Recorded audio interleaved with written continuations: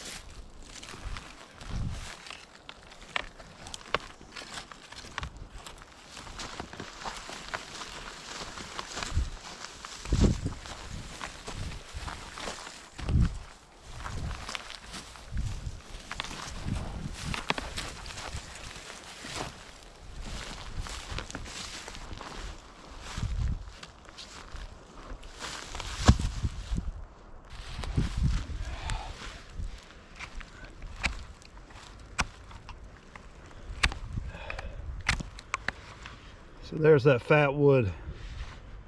See how orange, kind of orange and yellow looking? Now this is a little wet. We've had some wet weather, but that's just a small old longleaf pine that probably succumbed to the managed burns out here on the game land. But anywhere, you know, towards the stump or into the root, generally, no matter the age of the pine, unless it's extremely small, that's where you're going to find your fat wood, right there. And you know, a place like this is just abundant. You just kind of got to know where to look.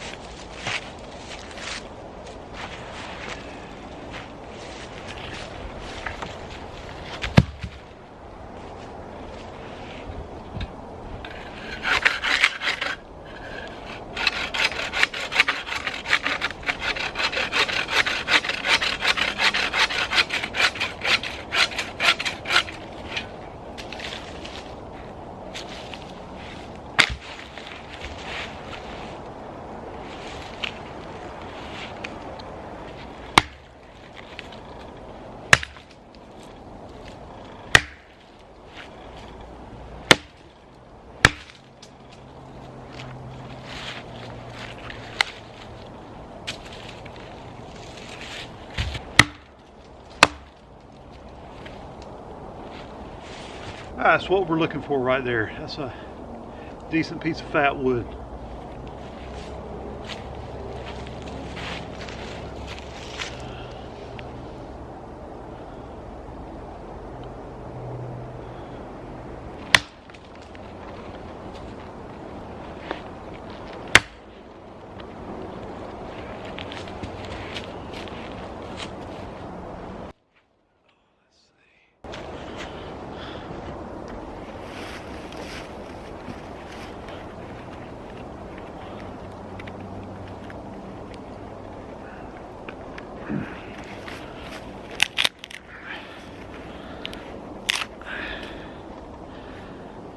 Look at that.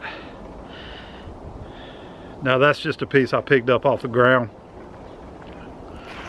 But if you kind of know what to look for, it's pretty easy to spot.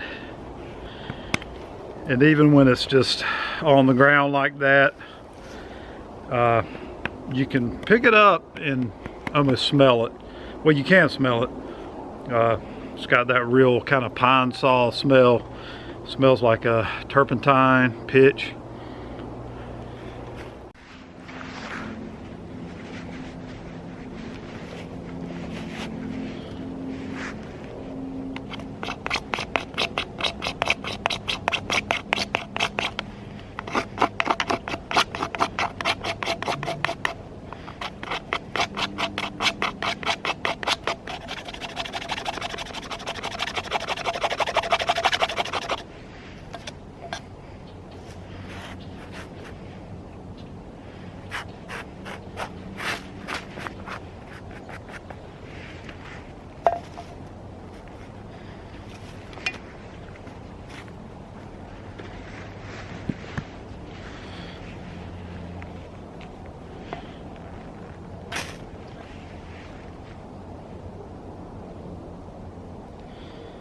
there you go.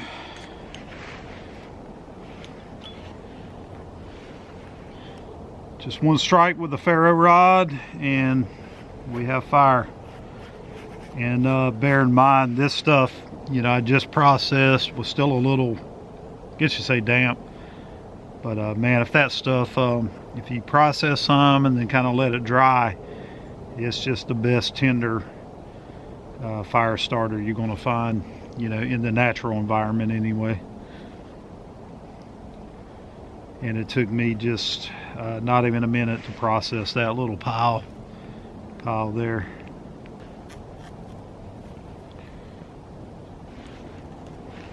You can see that piece of fat wood I'm stirring it with is actually trying to catch fire.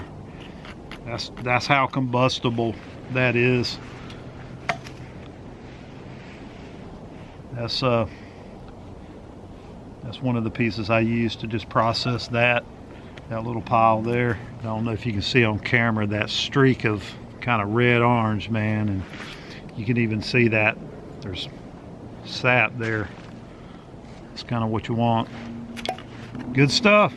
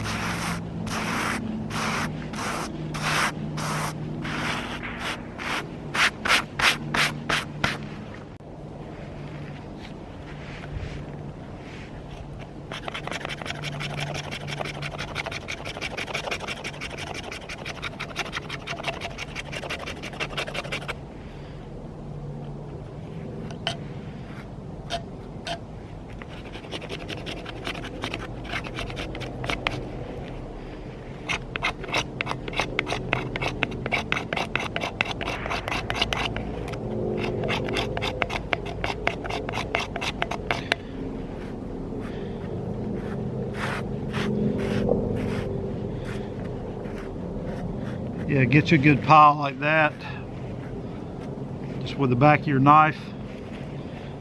Helps to have a knife with a good, you know, 90-degree edge on it, on the back side of it. Get you some of that there, and then try to process it down to where it's even smaller, almost like so. You know, you can create almost a kind of a sawdust. I think, yeah, there you go. That's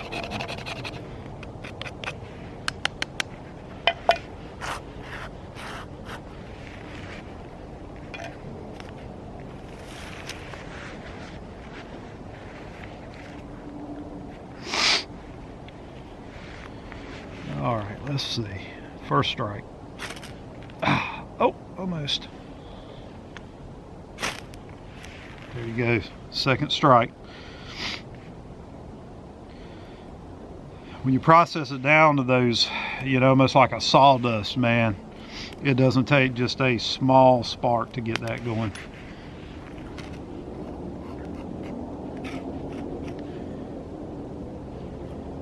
You put that in your tinder bundle.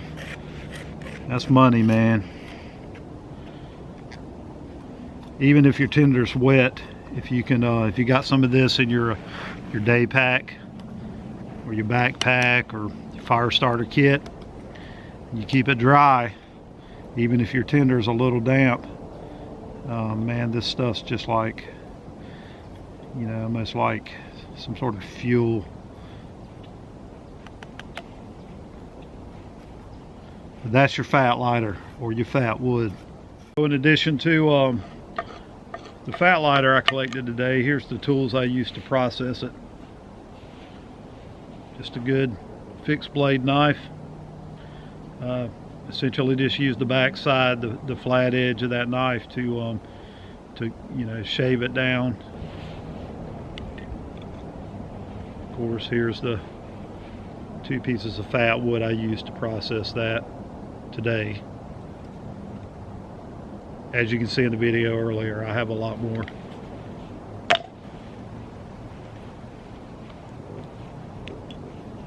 See, there's the old ferro rod I used to ignite the Fatwood.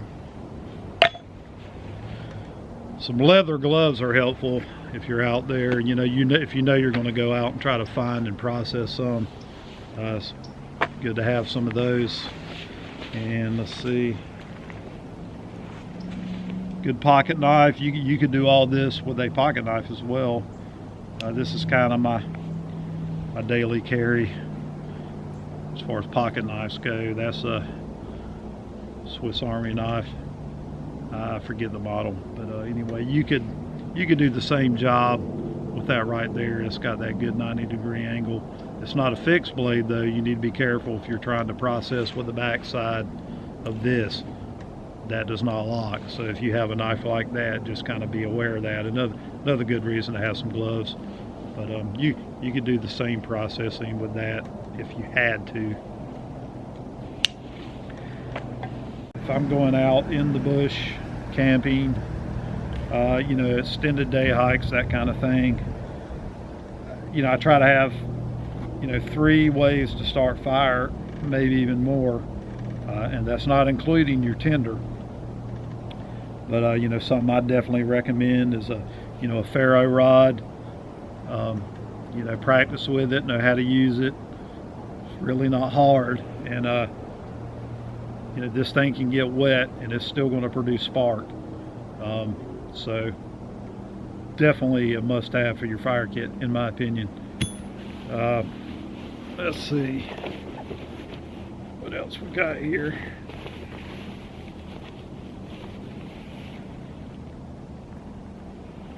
Some waterproof matches. Especially around here, I do a lot of kayak camping, and obviously I'm in or around water all the time.